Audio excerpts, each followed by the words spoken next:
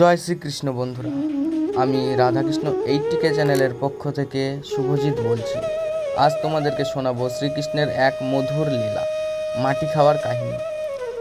একদিন গোপাল বন্ধুদের সঙ্গে খেলছিলেন। হঠাৎ তিনি মাটি তুলে খেয়ে ফেলেন। বন্ধুরা দৌড়ে গিয়ে যশোদাকে বলল সব। যশোদা মায়ের মন রাগে ভরে গেল। তিনি কৃষ্ণকে জিজ্ঞেস করলেন, লালা, তুমি কি মাটি খেয়েছো? কৃষ্ণ নিষ্পাপ চোখে মাথা নেড়ে বললেন, না মা। কিন্তু মা যশোদা জেদ করে বললেন, তোমার মুখ খোলো। শ্রীকৃষ্ণ তখন মুখ খুললেন। যশোদা মা অবাক হয়ে দেখলেন, সেখানে শুধু মাটি নয়, গোটা বিশ্ব ব্রহ্মাণ্ড, আকাশ, নক্ষত্র, নদী, পাহাড় সবই ছিল শ্রীকৃষ্ণের মুখে। তখন তিনি বুঝলেন, এই লাল যে শুধু তার সন্তানই নয়, তিনি স্বয়ং পরমেশ্বর।